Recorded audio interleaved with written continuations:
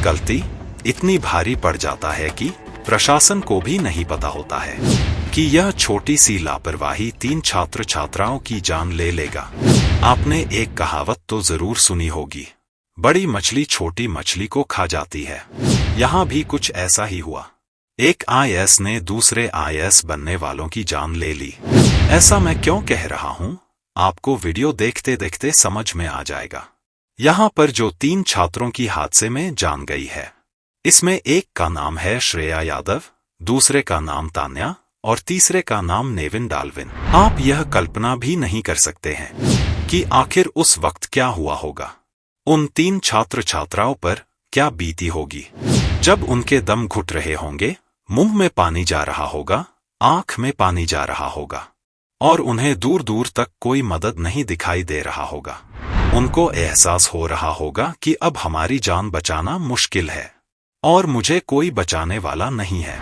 उन्हें यह भी समझ में आ रहा होगा कि आखिर हमसे ऐसी कौन सी गलती हुई जिसकी सजा मुझे अब इस बेसमेंट के अंदर मिल रहा है। हमसे कहाँ मिस्टेक हुआ, क्योंकि मैं खुद इतनी बड़ी जिम्मेदारी संभालने के लिए चली थी या चला था। आखिर इसमें किसकी गलती है? यह गलती एक बार हुई है या बार बार या गलती को दोहराया जा रहा था? आइए जानते हैं आखिर उस दिन क्या हुआ था और ऐसा क्यों हुआ, और यहाँ पर जो सबसे ज्यादा गलती है वह किसकी है। नमस्कार, आप देख रहे हैं समय के साथ। वीडियो में आगे बढ़ने से पहले आप लोगों से मैं एक रिक्वेस्ट करना चाहता हूँ। अगर आप इस चैनल को सपोर्ट करना चाहते हैं तो फ्री में आप इस चैनल को सब्सक्राइब करके और वीडियो को लाइक करके सपोर्ट कर सकते हैं। तो चलिए अब टॉपिक पर आते हैं। जिस कोचिंग संस्थान में छात्रों की मौत हुई उसकी स्थापना 70 साल पहले हुआ था। राउज आईएएस स्टडी सेंटर के बारे में बताया जा रहा है कि इसकी स्थापना काफी पहले हो गई थी। Rouse IAS study circle coaching centre ने अपनी वेबसाइट पर जो जानकारी दी है उसमें बताया गया है कि इसकी स्थापना 1953 में हुई थी। बताया जा रहा है कि इसकी स्थापना डॉ एस राव ने की थी। उन्हीं के नाम पर इसका नाम राउज कोचिंग सेंटर पड़ा। विभिन्न मीडिया रिपोर्ट्स में कहा गया है कि कोचिंग की शुरुआत राजनीति विज्ञान पढ़ाने को लेकर हुई थी। डॉ एस राव कुछ स्टूडेंट्स को कनॉट प्लेस के एक होटल के छोटे से कमरे में पॉलिटिकल साइंस की कोचिंग कराते थे, जिसके बाद धीरे धीरे यह एक आईएएस कोचिंग सेंटर में बदल गया और कई जगहों पर इसकी ब्रांचेज खुल गईं। यूपीएससी की तैयारी कराने वाले राउज आईएएस स्टडी सर्कल के चेयरमैन का नाम वीपी गुप्ता है। वहीं इस कोचिंग सेंटर के सीईओ अभिषेक गुप्ता हैं। हाल ही में अभिषेक गुप्ता ने अपने कोचिंग सेंटर पर आरबीआई के पूर्व गवर्नर व सीनियर आईएएस रहे डी सुब्बाराव को आमंत्रित किया था और उनसे यूपीएससी की तैयारी करने वाले स्टूडेंट्स को मिलवाया था। बताया जा रहा है कि दिल्ली पुलिस ने इस हादसे के बाद सीईओ अभिषेक गुप्ता को ऑर्डिनेटर देशपाल सिंह को गिरफ्तार कर लिया है। इसके अलावा अभी भी कई तरह की प्रशासनिक कार्रवाई की जा रही है। हादसा ओल्ड राजेंद्र नगर स्थित आरयूज आईएएस कोचिंग सेंटर का है। 2 छात्राएं और एक छात्र 4 घंटे से अधिक समय तक बेसमेंट के अंदर फंसे रहे। जब तक उनको रेस्क्यू किया जाता, तीनों की मौत हो चुकी थी। इस हादसे को टाला जा सकता था अगर समय पर प्रशासनिक मदद और प्रशासन पहुंच जाती तो, लेकिन ऐसा हुआ नहीं। क्यों नहीं हुआ, इस पर भी एक बड़ा गंभीर सवाल खड़ा होता है।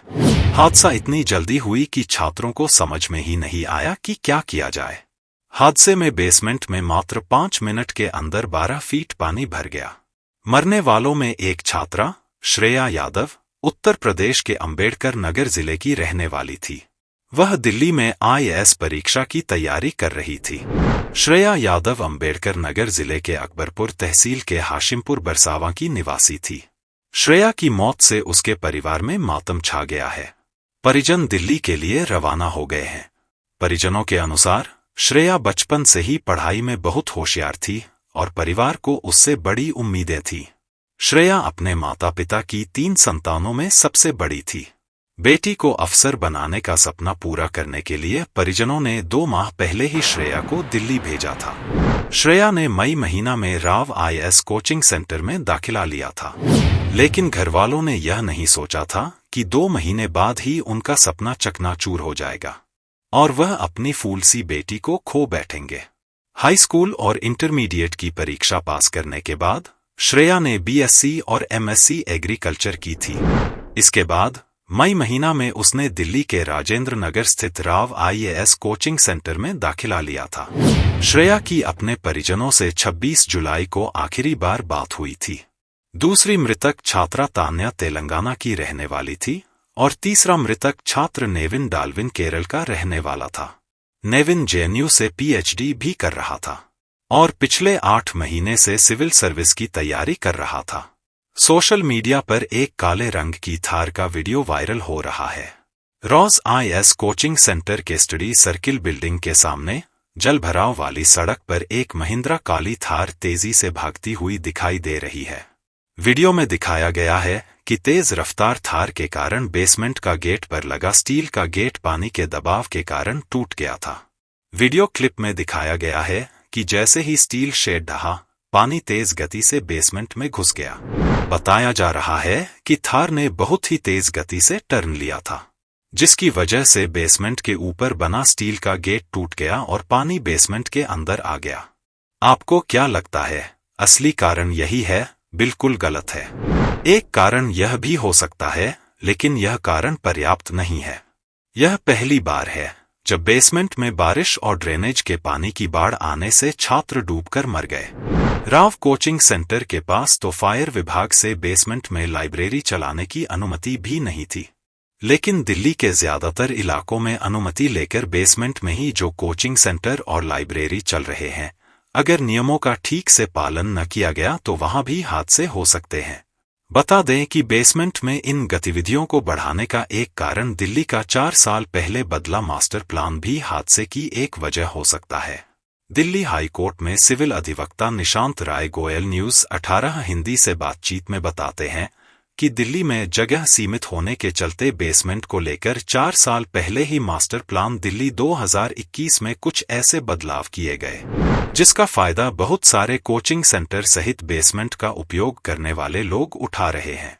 इनमें अधिकांश परमिशन नहीं लेते, कुछ लेते हैं और आधी अधूरी, और कुछ बिना एनओसी और अनुमतियों के धड़ल्ले से चल रहे होते हैं, जबकि कानूनन भी अपराध है। बेसमेंट को लेकर क्या कहता है दिल्ली का कानून? एडवोकेट निशांत बताते हैं कि Delhi building bylaws, Delhi development authority, national capital region planning board और दिल्ली फायर सर्विसेज के अनुसार बेसमेंट का इस्तेमाल बिल्डर्स के ऑफिसों, घर गृहस्थी के सामानों के स्टोरेज या बिना ज्वलनशील पदार्थों को रखने, बैंक सेलर्स के स्ट्रांग रूम्स के रूप में, बिल्डिंग और सर्विस के लिए इस्तेमाल होने वाले एयर कंडीशनिंग उपकरणों या मशीनों को रखने के लिए, पार्किंग और गैराज के लिए, लाइब्रेरीज के स्टेक रूम्स के लिए या कॉमर्शियल एयर कंडीशन्ड ऑफिस के रूप में इस्तेमाल करने की अनुमति दी गई है। इसमें रहने के लिए इस्तेमाल नहीं करना था। ये नियम कहते हैं कि दिल्ली में बेसमेंट को रेजिडेंशियल इस्तेमाल के लिए उपयोग में नहीं लाया जा सकता। इतना ही नहीं, अगर कॉमर्शियल एक्टिविटी के लिए इसका इस्तेमाल हो रहा है तो उसके पूरे नियम कायदे कानून हैं जो ये बताते हैं कि बेसमेंट में पर्याप्त वेंटिलेशन के अलावा इसकी ऊंचाई 2.4 मीटर से ज्यादा होनी चाहिए। इसमें 50 स्क्वायर मीटर के एरिया में एक एग्जॉस्ट फैन लगा होना चाहिए।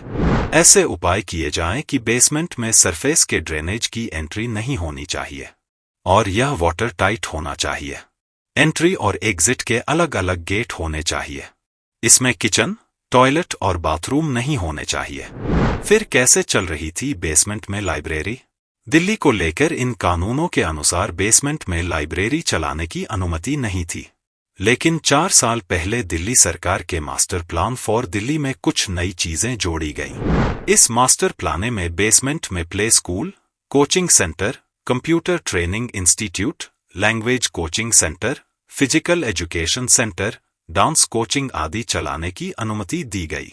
हालांकि इसके साथ ही एक और चीज जोड़ी गई कि इसके लिए संचालक को दिल्ली फायर सर्विसेज और अन्य समकक्ष अथॉरिटी से क्लियरेंस लेनी होगी, जो उस स्थिति में ही मिलेगी जबकि उस बेसमेंट में सभी नियमों का पालन किया गया हो। लोगों ने इसी का फायदा उठाया। एडवोकेट निशांत कहते हैं कि मास्टर प्लान 2021 की विशेषताओं का फायदा उठाकर ही लोगों ने बेसमेंट में तमाम तरह की गतिविधियां शुरू कर दी। कई लोगों ने क्लियरेंस लिया तो कुछ ने नहीं लिया। इसी का नतीजा है कि ऐसी घटनाएं सामने आ रही हैं। दिल्ली में ऐसी घटनाएं न हों, इसके लिए जरूरी है कि जिम्मेदार अथॉरिटी समय समय पर इनकी जांच करें और नियमों में धांधली होने पर हादसे से पहले ही इनके खिलाफ कार्रवाई करें। अब आप सोच रहे होंगे कि यहाँ ज्यादातर जो इंस्टीट्यूट लाइब्रेरी है वह बेसमेंट में ही क्यों होती है। स्थानीय लोगों का कहना है यहाँ पर बेसमेंट में रेंट जो होता है वह कम होता है। जितने ऊपर जाते हैं उतना रेंट बढ़ जाता है। यही रेंट बचाने के लिए बेसमेंट में खोली गई है। इस हादसे के बाद सब लोग यह सोच रहे हैं कि इसमें सबसे ज्यादा दिल्ली सरकार की गलती है और सभी लोग आक्रोश भी जाता रहे हैं। विपक्ष पार्टी हैं भी दिल्ली सरकार पर ही दोस्त माद रहे हैं। लेकिन क्या वाकई में ऐसा है या सच्चाई कुछ और है? याद है मैं आपको शुरू में ही बताया था कि बड़ी मछली छोटी मछली को खा जाती है, और मैं यह भी शुरू में बताया था कि एक आईएएस ने दूसरे आईएएस बनने वाले को जान ले ली। तो अब आता है असली मुद्दे की बात। एक वीडियो तेजी से वायरल हो रहा है जो आम आदमी पार्टी के मंत्री सौरभ भारद्वाज उनके द्वारा शेयर किया गया है। इस वीडियो में साफ साफ देखा और सुना जा सकता है कि आम आदमी की मंत्री नौकरशाहों के आगे गिर गिरा रहे हैं और बता रहे हैं कि वहां पर जो नाले में जमी हुई कचरा है उसको निकाल दिया जाए। सौरभ भारद्वाज कहते हैं कि मैंने पेन ड्राइव के माध्यम से आपको पहले भी बता चुका हूं, लेकिन आप लोगों ने इसे नहीं करवाया है। अगर आपके पास टाइम है तो चलकर मेरे साथ देख लीजिए। लेकिन वहां पर मंत्रियों की एक नहीं सुनी जाती है। और ना सुनने वाले कौन है? नौकरशाह, वह भी एक आईएएस ऑफिसर ही होते हैं। उसमें एक आईएएस ऑफिसर नहीं है बल्कि 2-3 है। वहां पर आम आदमी पार्टी की जो मंत्री है अपनी तरफ से पूरी कोशिश की, लेकिन वह एक भी बात नहीं सुने। जो नौकरशाह है जो एलजी के अधीन आते हैं और केंद्र सरकार के कंट्रोल में है। दिल्ली को फूल राज्य का दर्जा नहीं है। यहाँ पर कुछ कंट्रोल दिल्ली सरकार के पास होते हैं तो कुछ कंट्रोल केंद्र सरकार के पास।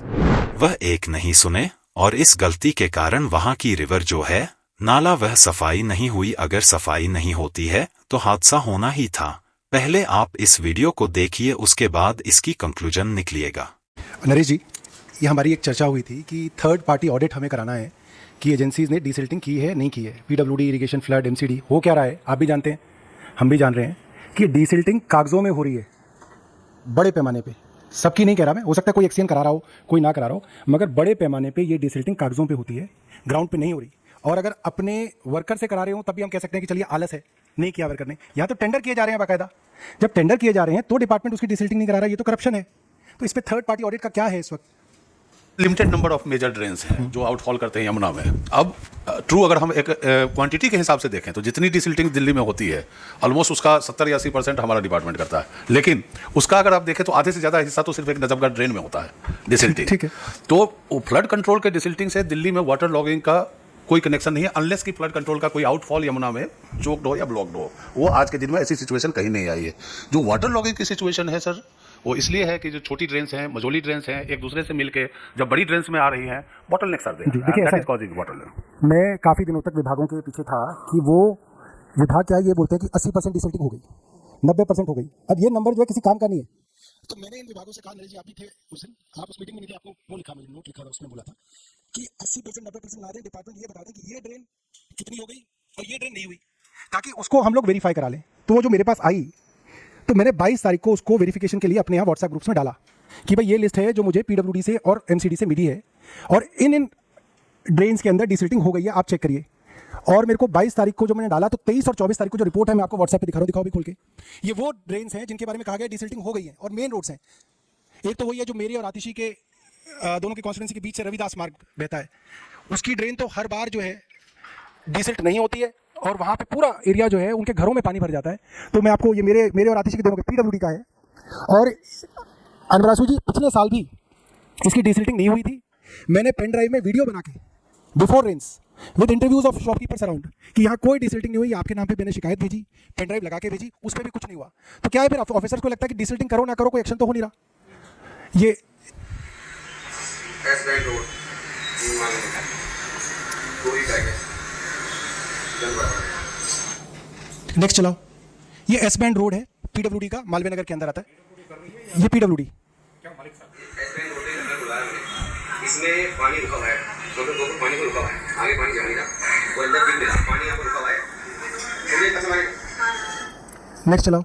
ये इसके अंदर बांस डाला है इसने, और आप जितना गीला है ना उसके करके उसने बताया कि करीब 2.5 फुट जो है इसमें सिल्ट है, and this is main area. Next करो। ये हमारा रविदास मार्ग वाला है जो आतिशी और मेरी कॉन्स्टिट्यूंसी के बीच में है, कालकाजी वाला पीडब्ल्यूडी ड्रेन है। नेक्स्ट करो।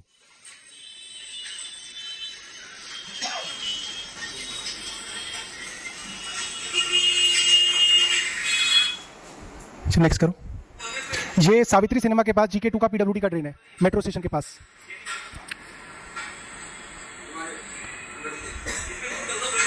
इसमें भी हर साल बहुत पानी भरता है।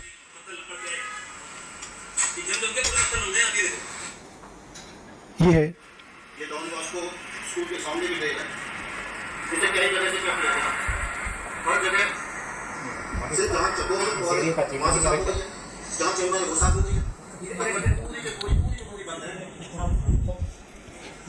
इसे करेंट पानी ये एक मिनट रुको। तो जो इससे पहले था वो डॉन बॉस्को है। डॉन बॉस्को वल्नरेबल पॉइंट है, पूरा अलकनंदा GK2 वहां से निकलता है और वहां पे हमेशा पानी भरता है। ये डॉन बॉस्को का भी हमने चेक कराया, पूरा का पूरा था, जबकि रिपोर्ट के अंदर आया था कि वो साफ कर दिया गया है। फिर जब ये वीडियो बनवाया उसके बाद उसको साफ कराया, और आज डॉन बॉस्को के अंदर पानी नहीं भरा, मगर रविदास मार्ग को कहने के बावजूद भी साफ नहीं किया। उसके आगे फोटोज दिखाऊंगा मैं कि लोगों के घरों में सब फ्रिज टीवी सब खराब हो गया। ये देखिए, ये देखिए, ये DD फ्लैट्स कालकाजी में है। नेक्स्ट दिखाओ। ये देखिए, ये पानी भरा हुआ देखिए, ये पूरा। नेक्स्ट, ये देखिए घुट, ये देखो यहां तक पानी है इसके। आपको यह वीडियो देखने तक जो भी इसमें है वह सब यही तक का है। इससे आगे और भी जांच का विषय है, और असली गुनहगार कौन है वह जांच में पता चलेगा। लेकिन मैंने जो पाया है, जो रिसर्च में हमें मिला है, वही मैं आप लोगों के सामने रखने की कोशिश किया है। अगर इसमें कोई भी गलती होती है तो उसके लिए क्षमा चाहता हूं। मेरा उद्देश्य यह नहीं है कि मैं किसी को ठेस पहुंचे।